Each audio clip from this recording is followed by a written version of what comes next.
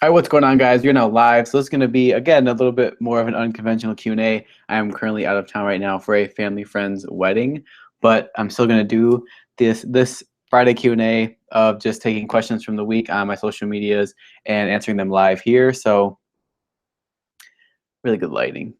Sorry, I'm just adjusting my computer. I'm just actually going to go through some of the questions for a little bit on my social medias and wait for more people to come into the Q&A if they come in. But so I'll put in the description, if you guys watch this from the beginning, I'll put in the description when the Q&A actually started, so you guys could skip ahead and kind of skip through the silence at the beginning here for a little bit. But I'm going to, yeah, again, look really quick at some of the questions I got, wait for more people to come into the Q&A, into the chat, and go from there. So quick pause, and then I'll start answering questions.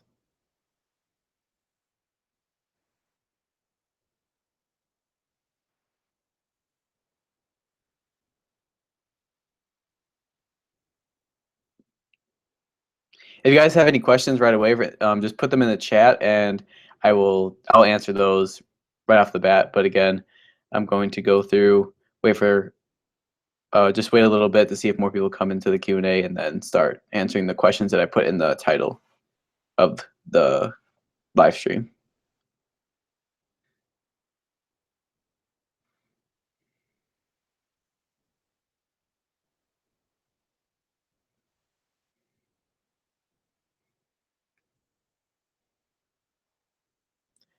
I guess I could start off with that. So that was actually one of the questions I got, was can I put the timestamp in the description of when I actually start talking about what's in the Q&As, because I get that like there's some rambling and some other things that are talked about during the time of the Q&A.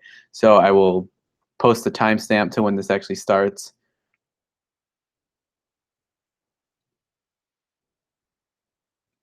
Let's see, Acel Pinago, is it hola hermano, ¿cómo estás hoy? ¿Cómo haces para saltar muy alto? Let's see. I don't know much Spanish, but it says hello, is that hello, my friend? How are you? Paras. I'm gonna have to translate this. Hold on, guys.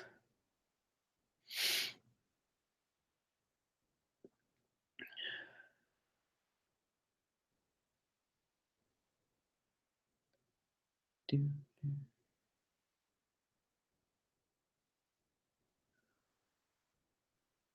is my first question I've ever got that wasn't in English, so good start to the Q&A.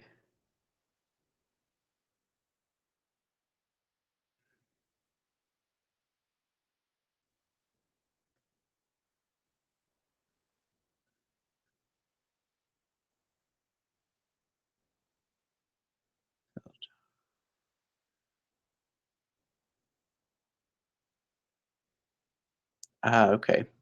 So the question was, so I got hello, how are you? The second part of the question was, how do you jump very high? Okay.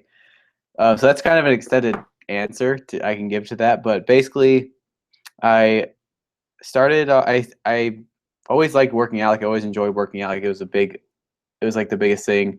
Like one of the bigger things that I liked about playing basketball in high school was not only playing basketball, but then but actually before that, that's when I started working out and just going to the gym, wanting to get stronger. I was really skinny, so I started working out. I was like 12 or 13, didn't really know what I was doing, just went there. Hey, what's up, Sea Lion? I'm gonna get to your question too that you asked earlier. Um, if you have, I'm pretty sure you had one from this week. Is it right? Am I remembering that right? But yeah, so I basically started off working out when I was really young. I really liked the weight room aspect of basketball and just like the training aspect of it. So I started working out for back then, and then after actually I went through basketball, played basketball for 3 years in high school. That's when I started to strictly work on like jump training. So it wasn't until my freshman year of college that I actually strictly started doing jump training. I did a vertical jump program for 7 months, and that's how I ended up getting my first dunk, was doing that program. And then from there, I've just kind of done my own research and tweaked my workouts, tried different workouts, just continually to research new things and progress with my workouts and my training in general. So Sea Lion said my patella kind of hurts, not detrimental pain, but it's a discomfort. Have you ever experienced with patella pain? So I haven't ever experienced any type of patella pain. Have you had it before, or did you do something that could have caused it?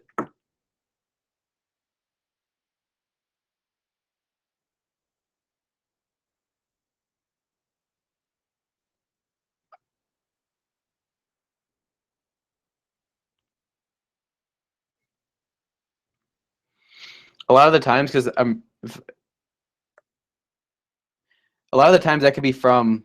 So would you say that's kind of like jumper's knee? Like, do you feel like that would kind of be considered jumper's knee, or do you feel like it's a different kind of pain? Sea lion.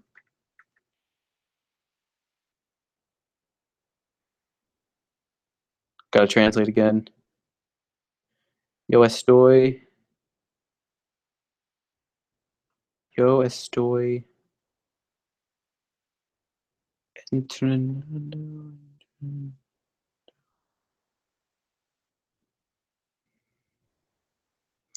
Says I am training, but I also am in the gym.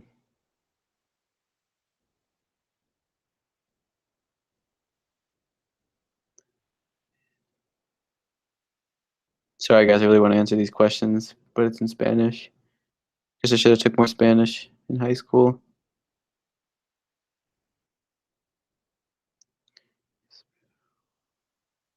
It's cool though.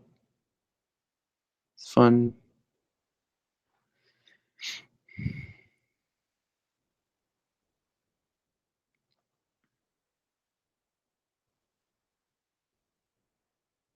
So he said I'm also training in the gym. Started training in the gym a month ago, and I hope to dunk one day.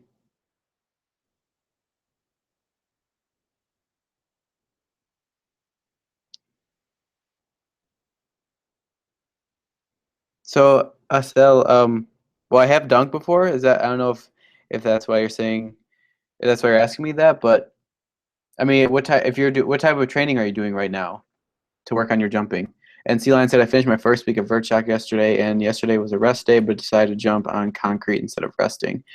I rested today and it hurt randomly. Yeah, probably jumper's knee. It didn't bother me at all when jumping though yesterday. So C9, where were you jumping yesterday? Because that was one of the questions I've answered actually in a previous Q&A is like where the best places are to jump. And I mean that's one of the reasons that I don't jump on concrete too much is because of the fact that I just think it's easier to get injured and I feel like it's just a lot more pressure on your joints if you're jumping on like concrete or a really hard surface like that. So I mean, jumping on wood floors would definitely be like the optimal place to jump at if you can. Just because wood floors are better at like shock absorption.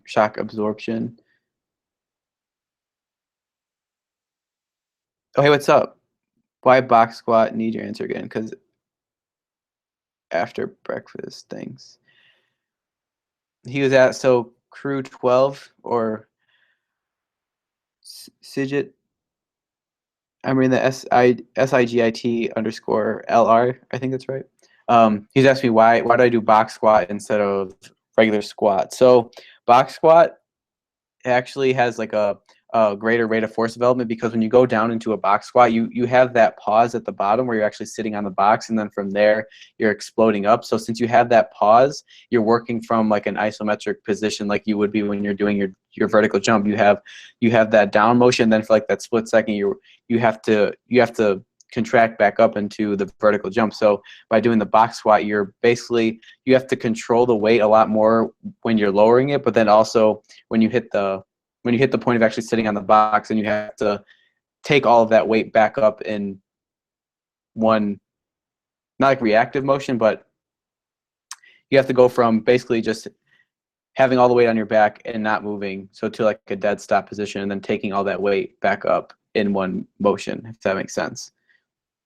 So basically you're going from like a standstill position up into your full squat instead of like carrying that weight throughout a whole motion. Nathaniel said, I work on speed, power, and strength for my legs twice a week. How often do you reckon I should deload and how? So Nathaniel, so I actually just when I was doing my strength phase, I guess you could say, the program, it was like I would work out for 10 days straight of just of strength. Well, not 10 days straight, but 10 days with 2 days off in between those 10 days. And then the deload for, so you're asking how to deload. So basically you could take whatever weight, whatever training you're doing and basically drop it to like 30% of what you're doing. So say you're doing like say you're doing squats, just take whatever squat weight you do, drop it 30%, and then do that throughout your deload week. Basically, you just want your deload week to be kind of like an active rest or like just lighter versions of the exercises you're doing, throughout the heavy week. So that way you're just practicing the motion, and also you're doing those exercises and lifts even faster because you're dropping the weight. So yeah, that probably be my best advice for deloading is just to do like a 30% of what you're doing for the exercise that you're doing now.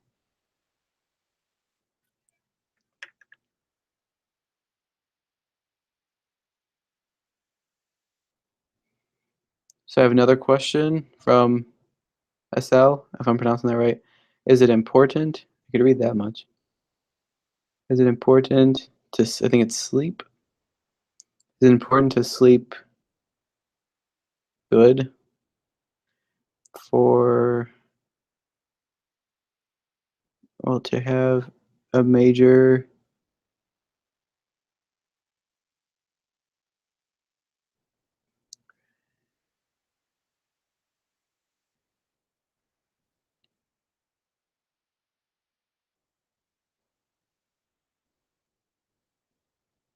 so yeah, so actually I answered that question before too. It's about sleep. So I mean, I feel like sleep is different. It like depends on from person to person. Like there's a general recommendation of getting like 6 to 8 hours of sleep, but then there's like the more common one where it's like, you should get 8 hours, you should get 8 hours. But I feel like with sleep, it just depends on the person, and just try out, see how you function on different kinds of sleep. Like for me, I usually function optimally between like 9.5 hours of sleep. So I feel like just kind of play with a range of sleep and see how you function off of different kinds of sleep. Um, but yeah, I definitely feel like it's important to get sleep if you want your performance to be the highest. And I've actually read studies before too, when I was looking into stuff for like CNS training, is that I mean, there's actually been studies done that reaction time has been shown to decrease with people who sleep less. And I think the time they actually use is like 6 hours with people who sleep 6 hours. So yeah, the sleep is definitely important if you want to function and perform at your best. And Nathaniel said, should I continue my speed and power exercises during my deload week? Yeah, so you can continue the speed and power exercises, but like with the power exercises, just drop the weight. Or what kind of power exercise are you talking about?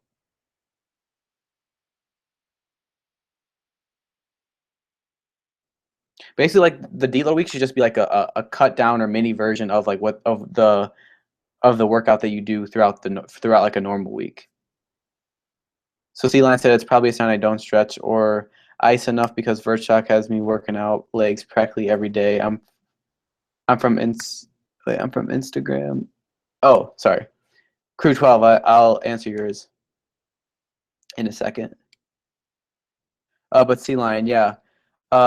I mean, it could definitely be a sign of not stretching enough, but a lot of times like knee pain can be caused from tight hamstrings or tight quads. It's not usually anything to do with your knee. A lot of times it has to do with like the muscles that actually like connect like to your knee. So do you feel like you have tight hamstrings or tight quads or anything like that?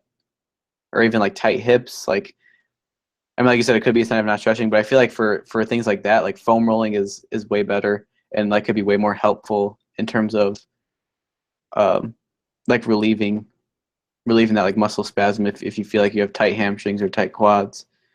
Crew 12. Yeah, I remember your Instagram name now.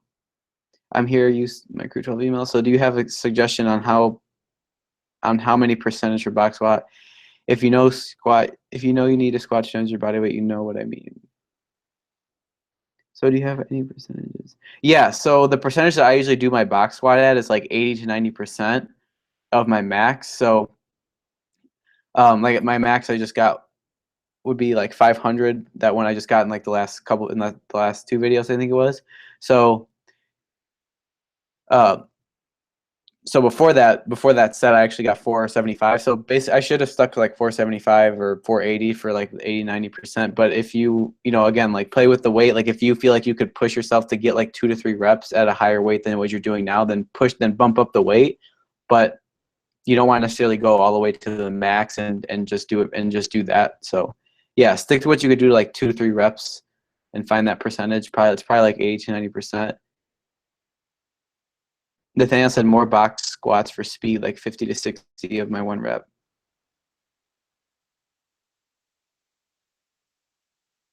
Yeah, so Nathaniel, I mean, I do more for load, so like that's why I do the 80-90, because after that, that's when I'll usually do like a more of a speed exercise.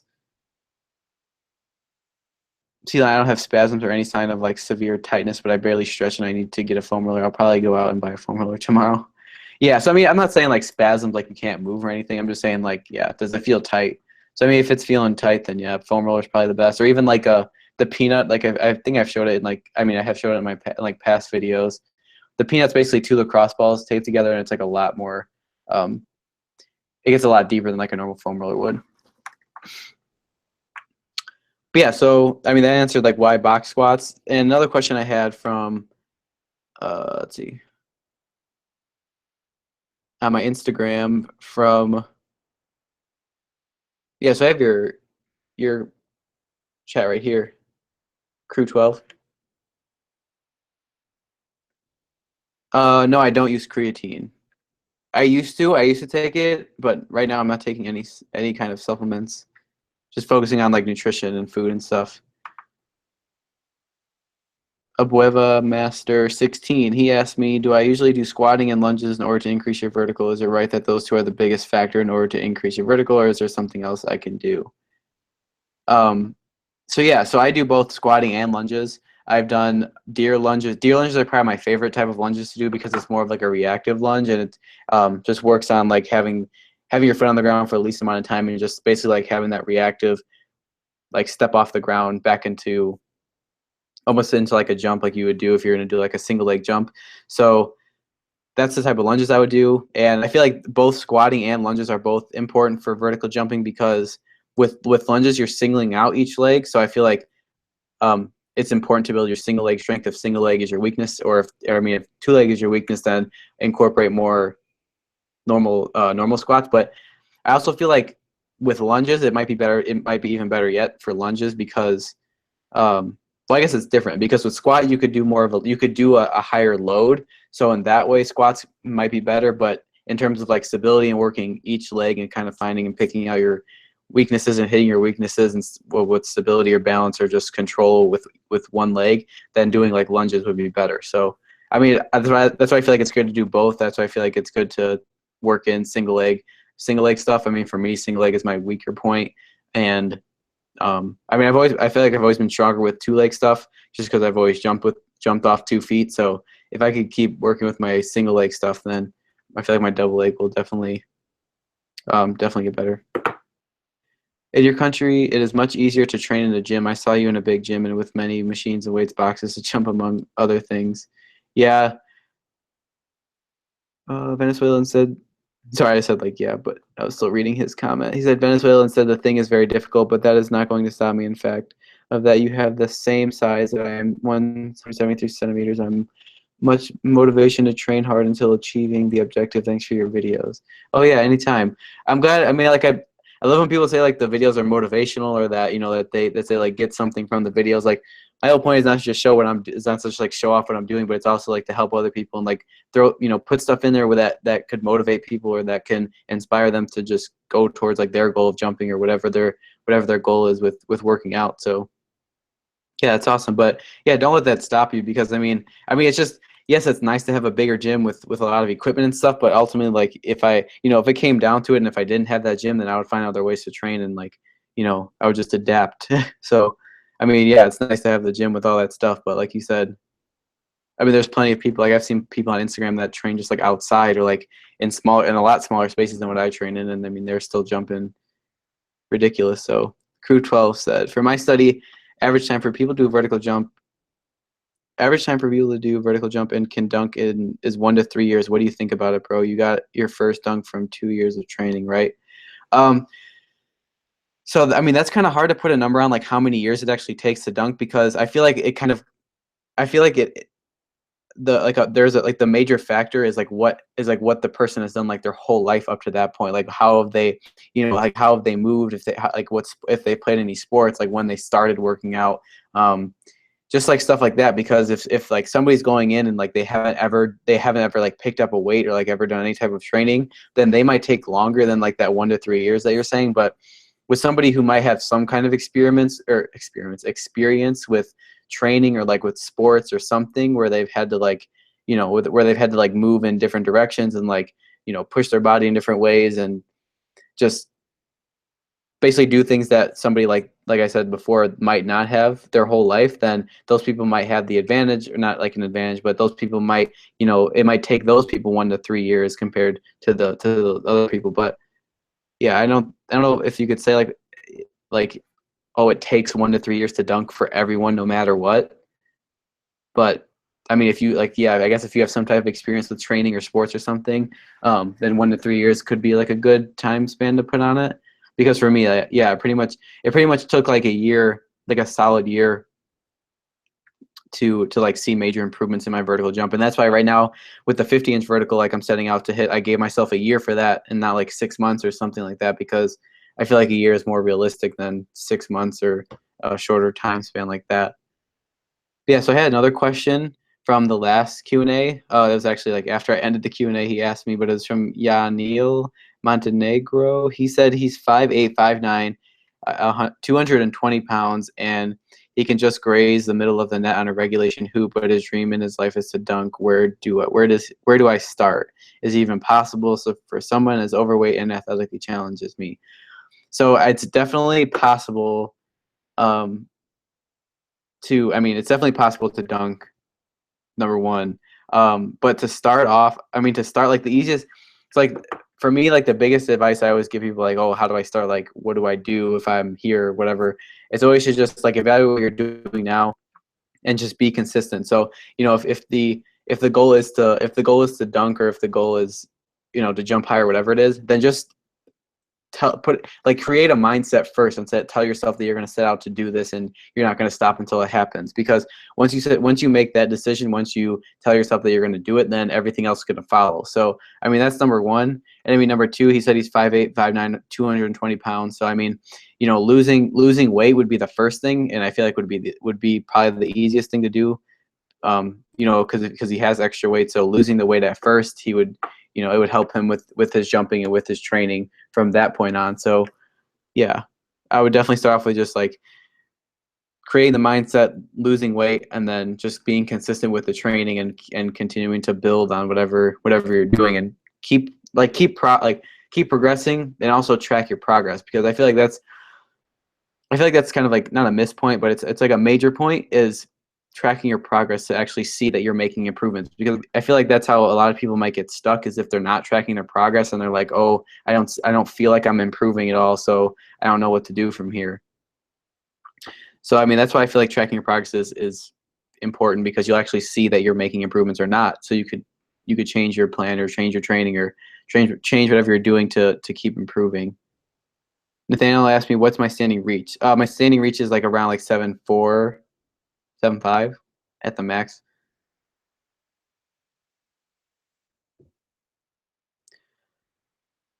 All right, but I'm gonna look into more questions. Crew 12, cool answer, bro. Last question. What about sleep quality? Is it okay if we sleep at 12 p.m. but with full meal? I mean, drink whey protein, etc., or sleep at 10 p.m.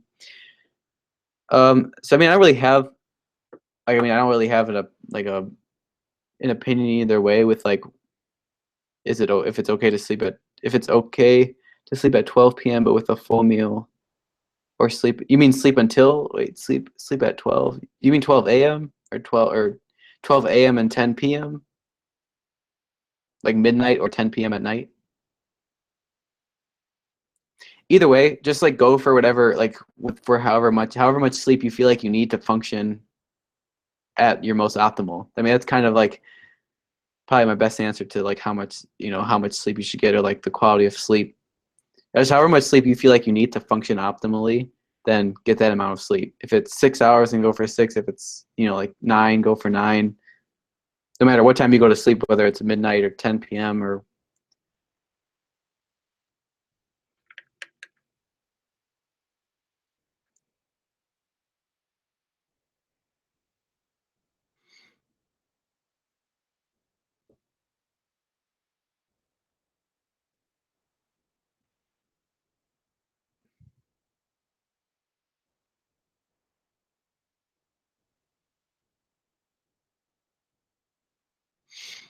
So Indiana Pacer 77 was asking me about. He was asking about losing weight. He said, "Do I think I should lose weight if I'm?" Do you think? Do it? Okay. His question was, "Do you think if I lose 22 pounds, I could jump 5 inches higher?"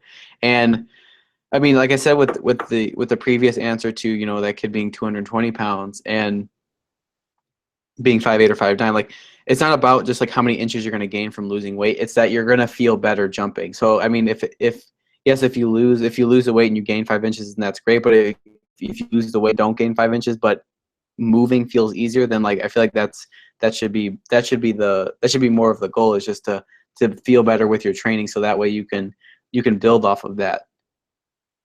'Cause I feel like with everything, if you're just starting, especially if you're like trying to lose weight or whatever, then it's just like creating that foundation to build off of. It's not necessarily like saying like, oh, I need to lose this much weight so I can gain 6 inches on my vertical. It's just, you know, if I feel like I have weight to lose, then lose the weight, and then see where you can take that, and see how you can build off of that after that happens.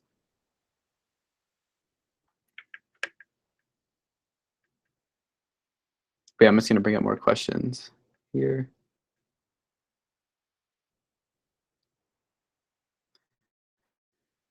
I got another question from Cammy Dunks. He said, "What is your highest recorded touch?" My highest recorded touch was the one that you guys saw in the video on here that I posted recently, and then on my Instagram, it was like 10.8, 10.9. That's probably the highest touch I've gotten.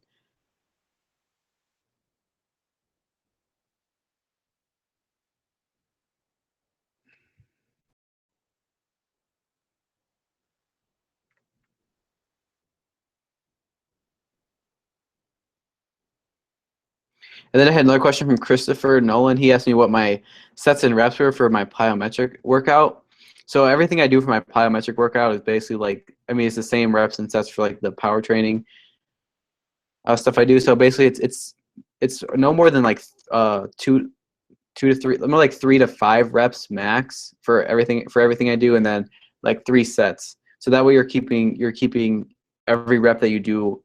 It's more about quality over quantity. So it's better to do the reps at full strength and max effort than to just do a bunch of reps, until you pass out or something. And then Vodalum Seed, he said, "I'm 2 to 3 inches away from touching 10-foot rim. How can I touch it? I'm 5'8" with shoes on, and my wingspan is 5'9", 5'10". Yes, I know I have long arms." So basically, I said since he's that close, being 2 to 3 inches away from touching 10 foot, that he should just stick with um, trying to touch something that he can't reach yet. So it's trying to touch something that's just a little bit higher, because I feel like if he's 2 to 3 inches away, then it's not going to take that much more to get to that point above the rim. But then again, I feel like that's a pretty common sticking point, is getting to that point where you're like right there, and then you don't really, you think that, oh, like from here, like my training has just led me to this, that's it. So to go beyond that, like just practice on touching something higher than the rim. So like, the square on the backboard, or just a point that you can't touch yet, and just keep working to touch that, and just like look at your training, see how you can challenge yourself more, or just better the workouts, and again, like putting more effort into what you're doing, so that way you're pushing to go above like what you can already do. So that'd be my advice to him, since he has those last 2 to 3 inches.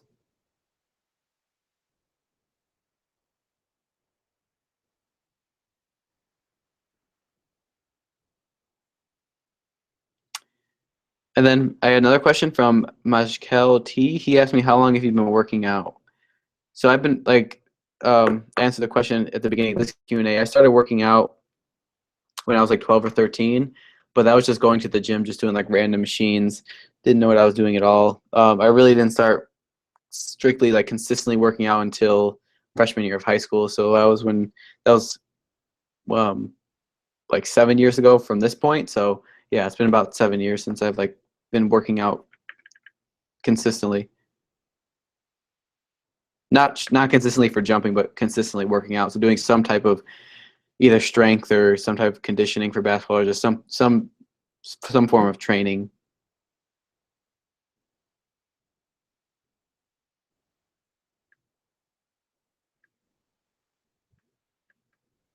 David said, "Can you do a low rim dunk session?" Yeah, I could definitely do a low rim dunk session. I like to do a lot of like the trick dunks I do, or like the trick dunks that I'm practicing. Like I like to do those on low rim. So if I do it, yeah, I haven't posted. I don't think I've ever posted a low rim dunk session on my channel, but that could be something I could post pretty soon, actually. So yeah, look for that video, low rim dunk session.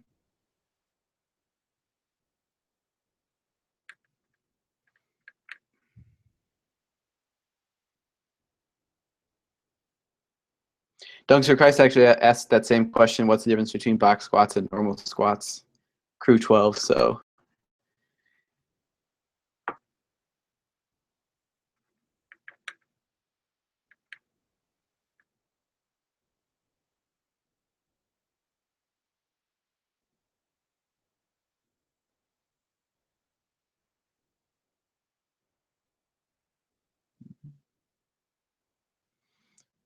I'm just going through trying to answer all these questions. All the questions that I can answer live. I'm just looking through to answer them live.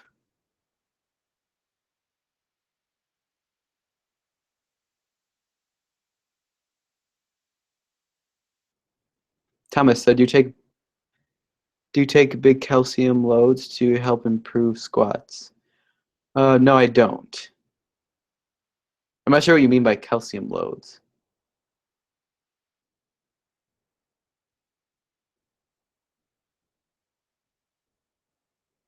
Oh, so Indiana Pacer 77, he asked me another question. He said, so do you think if I only focus on gaining strength in this 4 months, it will be better than plyo alone, or will it be good to do complex training? So in my opinion, I mean, it just depends like where he would be at with his training. Like if he feels like it's hard to do, if he feels like it's hard to do loaded exercise, like if he or something like if depth jumps feel like difficult, or if just jumping feels difficult, then I feel like doing more strength would be in plyometrics as he gets stronger. I mean, I don't feel like it'd be bad to work in plyometrics with the strength if he's not jumping that much. I mean, because I feel like the idea is to, if you're doing strength, is to do something to apply that strength. So like if you're doing strength workouts, that's great. But if you want to, if your goal is to jump higher, then just doing strength training alone is not going to increase your vertical. You need to, apply that strength to something like plyometrics. So that's where I feel like if he's going to do the training if he's going to start this training for 4 months, he should do the strength stuff, but then also do plyometrics, like either along with it or um, work in some kind of jumping with it. So Thomas said like protein loads. No, I don't do any protein loads or anything. The only thing I really focus on is like eating and nutrition. I mean, I don't really, like I said, I don't take any supplements right now, so I take coconut water, if that counts.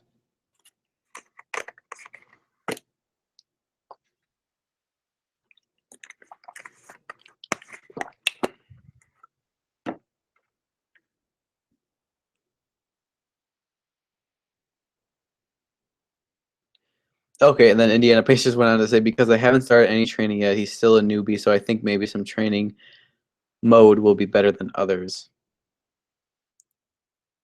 Yeah, so since he hasn't done any type of training, I would definitely say that it'd be better for him to just go into to do more strength training first, and then start to work in plyos as he gets stronger. Crew 12 said, another question: are you still using Flightrite, or do I have my own program? If use what phase? By the way, great gym and facilities you have. Maybe someday we can work out together. LOL. Yeah, that'd be cool. If you're ever in the area where I live, come check out the gym. But I don't use Flightrite. I haven't used Flightrite since. So I got the dunk after 7 months, and then I broke my elbow like soon after that. So that was like a 5 month span of like pretty much nothing. Hey, what's up, Dunks for Christ? Made it to the live stream. So yeah, so Crew 12. I don't use Flightrite. All the stuff I do now is basically just through research I've done and different training methods I've read into and studies I've looked at, and just basically work them in I mean, like I said, I don't have a program, so just work them into what I'm doing at the time. But yeah, I don't use Flightrite right now or any program. I just go off of stuff I learn and try it out and see how I feel from it. Spook Dog said, I just joined. What did you say about the thick protein loads? I don't take any type of supplements, so I don't do the protein loads or anything like that. Dunks Christ said he took a 6 hour nap and thought he missed it. That's a long nap. He said lucky it started late. Yeah, right now I'm out of town, Dunks Christ, so this one started a little later. But I still wanted to do it today instead of. I was gonna do it either tonight or tomorrow morning, but I was like, yeah, I'll do it today. See if more people come into the live stream. I did a later one yesterday. I don't know if you saw that, but there wasn't that many people in yesterday's.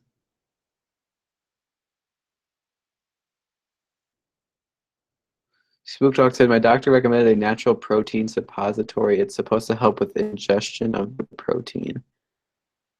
I've never heard of that, but I will look into that. Spook Dog. OG.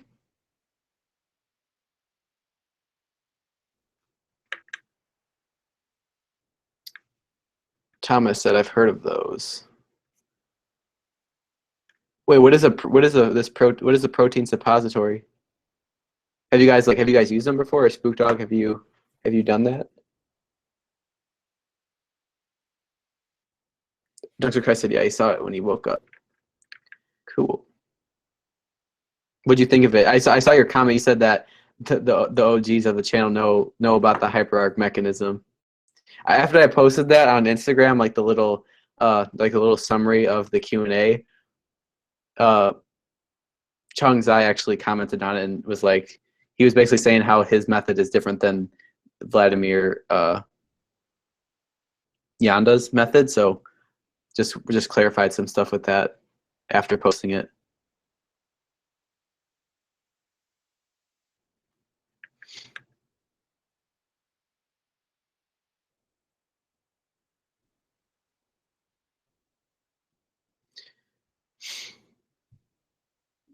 Justin said, I'm 5'7" like you, 16 years old, and gymming every day for legs. How long did it take you from your first leg workout to get your first dunk? So I don't know. I can't really put a time frame on like when I started my first leg workout, because again, like I started doing workouts like at 12, 13, and then when I was in high school, like I started strictly training for like basketball, for in basketball season and stuff, and I really love going to the gym and working out. So like I would do the basketball conditioning and stuff, and then I would also when I was outside of basketball, I would do my own stuff in the weight room. So I mean, if you were to say from that point to now, that would be like 7 years that I actually started to strictly train, like weight train. But I mean, for strictly working on vertical jumping, it would be about 2 years. So I mean, you could either take it from the beginning of when I started to strictly weight train, which would be 7 years, or you could start it from when I started to strictly jump train, which is like 2 years. Crew 12 said, so you used your program now, basically you're researching. Cool. It's 12 weeks program. I mean, like I said, it's not really a program. It's just like I'm just doing different workouts to push my body in different ways. So like if I see something that could be challenging and can push me and I can improve from it, then I'll do it. But it's not like a 12-week program or any type of time frame program. It's just it's a life program. It's a life workout program. Maybe you can sell a short dunker program. I mean, it's possible, but I just don't feel like I don't know. I feel like it's hard to like make one program that's like, okay, this is the blueprint to jumping higher. I mean, yes, there are definitely like the jumping programs definitely can help in like increase your vertical. Like I don't question that, but it's just that like to say like it can improve your vertical by like 10 to 12 inches, like when it gets to that extreme, or if it's like, this is the one, like this is the best, like I feel like there is no best program. It's just it all depends on the person, like what they've been through, how they've moved their whole life, like what type of training they've done, if they've played sports again, like all that stuff.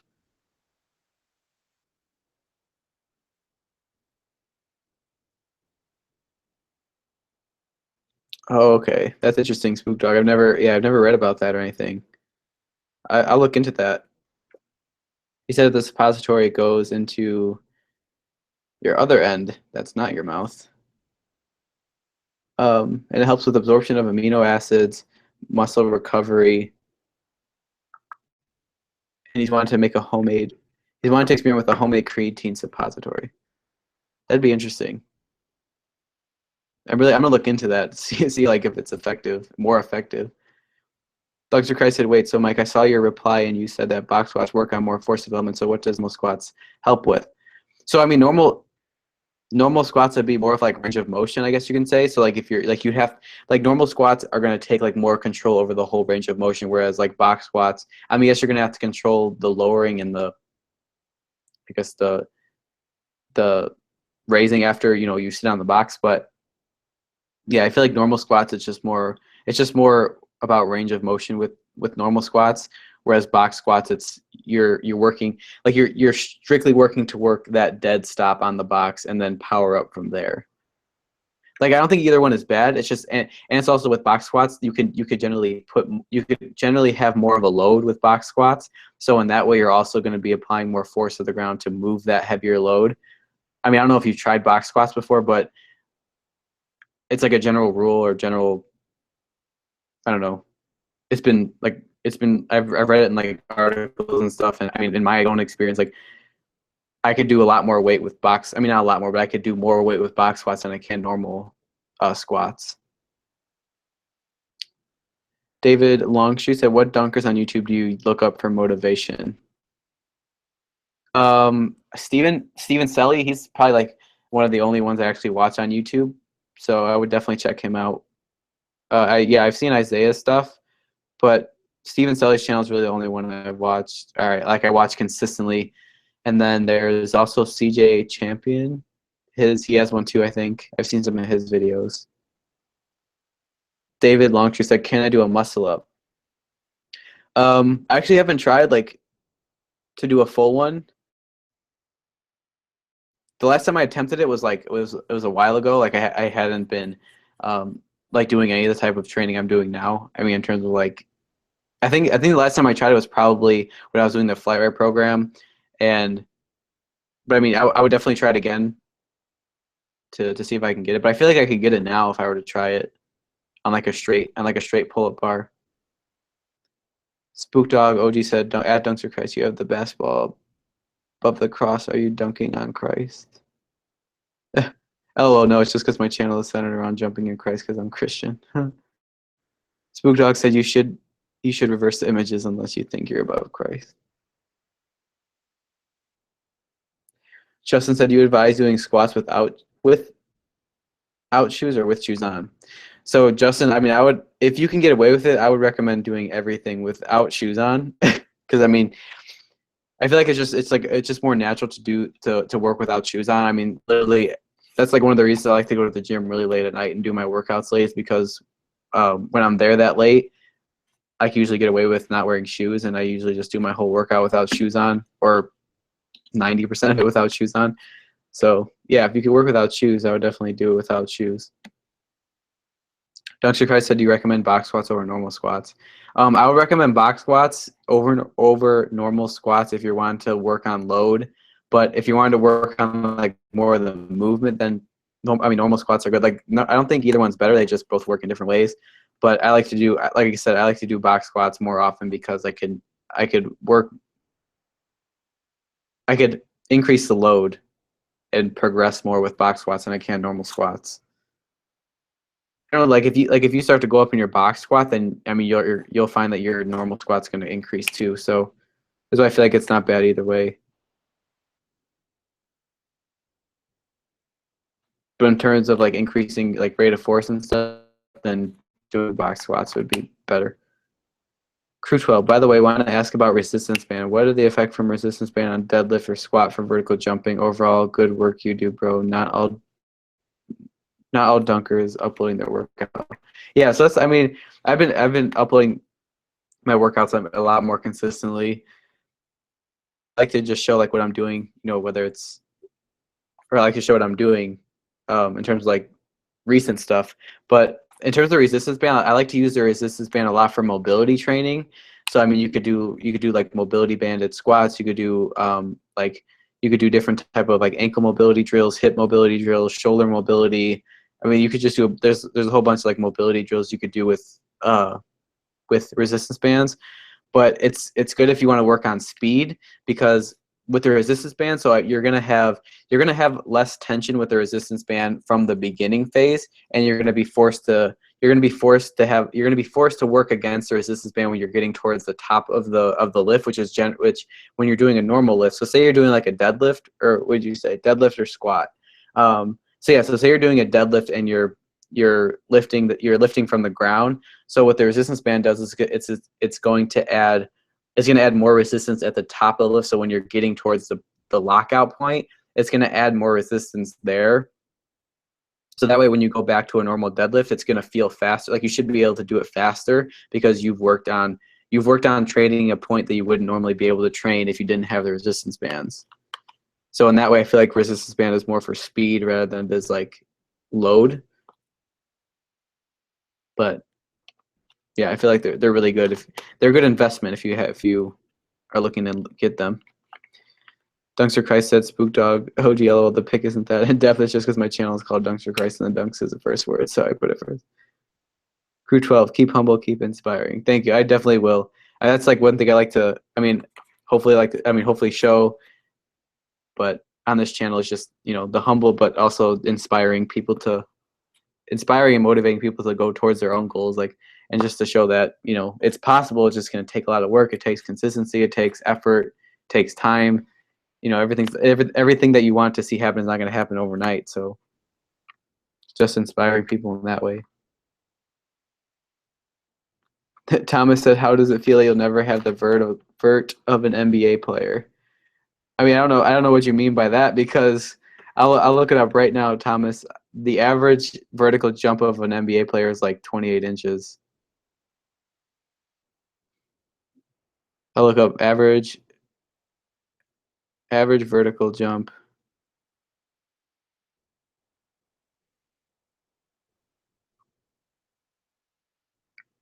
I mean, according to this, the average NBA vertical leap is 28 inches.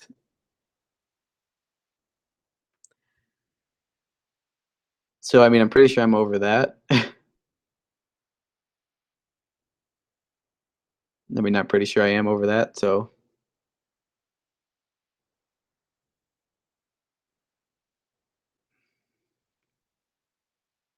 I mean, I don't know. It's also not about like having the vert of an NBA player, football player, whatever. I just want to work to get to the most optimal point that I can get to. So that's why I'm pushing to get to the 50-inch vertical, because I feel like if I can optimize everything I'm doing now, then I could get to that point. So Dunks for Christ said, so like box squats help more with the vert, right? I mean, that's hard. Like Dunks for Christ, it's hard to say like one is going to help more for vertical. It just depends on like what you're wanting to train, or like what feels weaker for you. I mean, yeah, it's hard to say like it's going to help more with vert, but that's tricky. It's just like what I find. I mean, it could be better in the sense that you could apply more of a you could have more of a load by doing box squats. So in that way, you're going to have to apply more force to the ground to move that load. So in that way, I guess yes, it could be better for vertical, but just to say that one is strictly like better than the other, I wouldn't say like one is like you should do one a lot more than the other. But if I had to pick one, I would do box squats.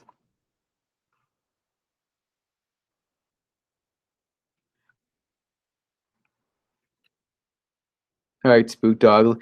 Let's leave Dunks for Christ alone. It's just his logo. I don't think he's trying to.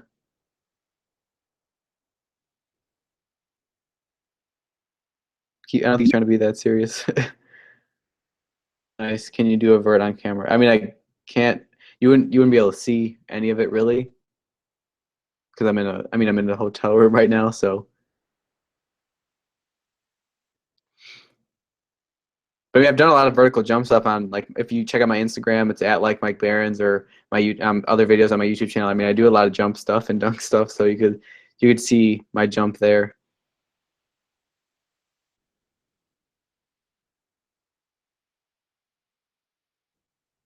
I'm not sure what that is. Spook Dog, what is that?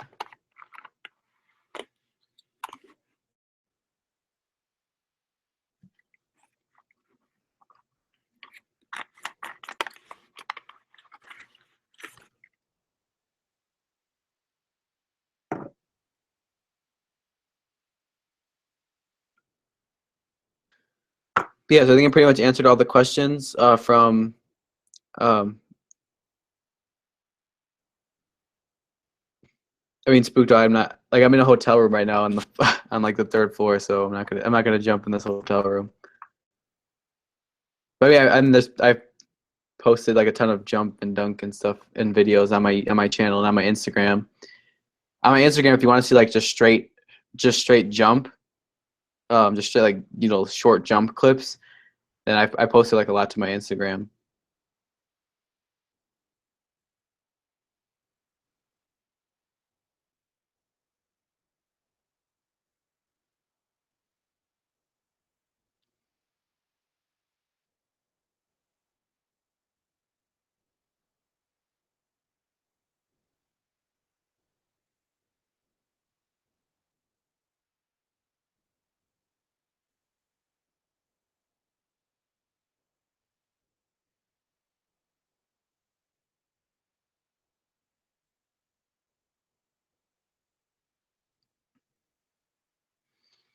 Spook Dog, I'll do a whole video on like my jump, my vertical jump form when I'm not in this when I'm not just in the hotel room.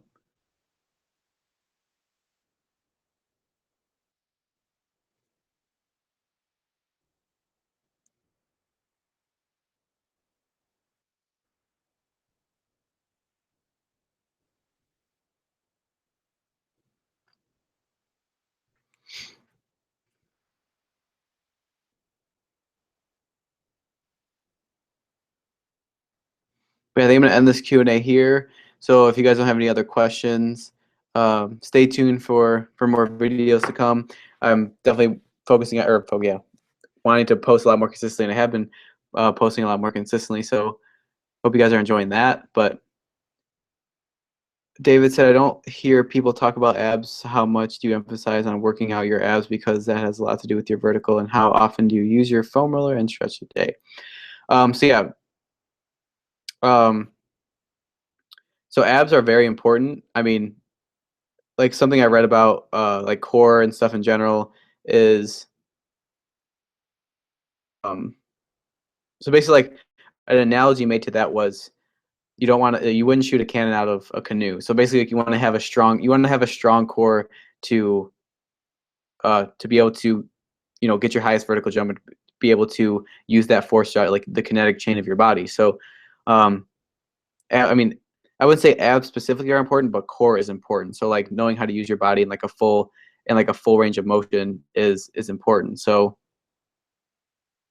that way, I feel like core is really important, and I do emphasize it a lot. Like I do some type of core in every workout, like core specifically, but then my like involve core training. So yeah, I do it. I mean, I focused on it with all my workouts pretty much.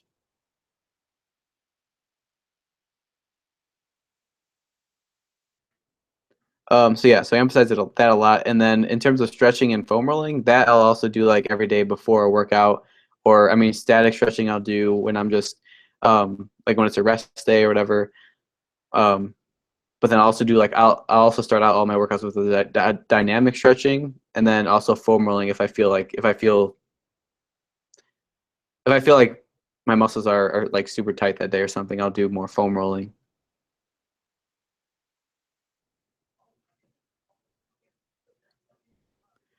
But yeah, that's all the questions that you guys have for this Q&A. I'm probably gonna end it right here. But again, stay tuned for more videos to come. I'm posting a lot more consistently, and I'm gonna keep posting more consistently. And if you guys haven't checked out my Instagram, it's at LikeMikeBarrins. I post a lot of videos to there too, summaries of Q&As. Not these Q&As because this is just more like questions from the week, but more of like the topical Q&As. I'll post summaries to those on my Instagram. You guys want to check those out. Also like jump videos and dunk videos and stuff. So yeah, I'm gonna end the Q&A here. I want to thank all of you guys for tuning in that tuned in. And again, stay tuned for the next video, and I will see you guys later.